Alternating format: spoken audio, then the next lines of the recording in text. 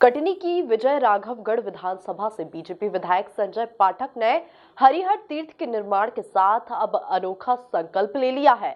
उनके संकल्प ने सियासतदानों को चौंका दिया है, क्योंकि संजय पाठक ने ऐलान कर दिया है कि अपनी विधानसभा में वह जनमत संग्रह कराएंगे।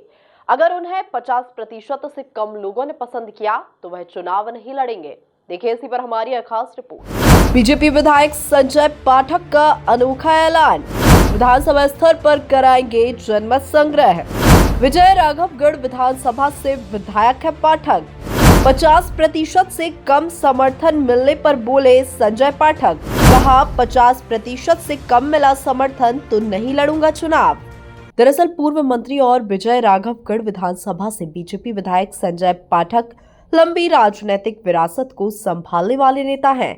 उनके पिता स्वर्गीय सत्येंद्र पाठक कांग्रेस सरकार में मंत्री रहे हैं, वही अब बेस सीट से विधायक हैं। फिलहाल वे हरिहर तीर्थ क्षेत्र का निर्माण कराकर अपनी विधानसभा को विश्व पटल पर लाने के प्रयास में व्यस्त हैं।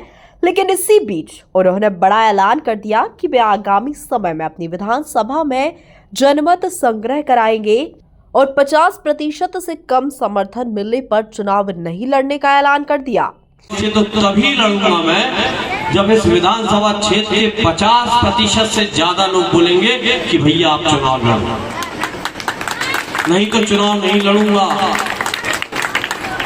कोई कुछ बोल दे, 50% से एक वोट अगर कम मिलेगी तो चुनाव नहीं लड़ूंगा। और ये वोटिंग मैं अभी इसी अगले महीने कराने जा रहा हूं।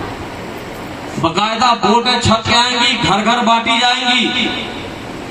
जब तक 51%, हम तो दादा कहते हैं 70% लोग बोलेंगे, मैं बोलता हूँ 100% बोले, लेकिन 51 से 50 ना करना।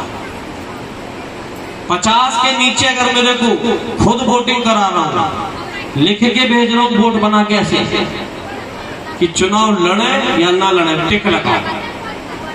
अगर आपने टिक लगा दिया कि नहीं लड़ो, वो टिक यानी कट्टस लगा दिया और वो कट्टस अगर 50% पहुंच गया तो चुनाव नहीं लड़ूंगा।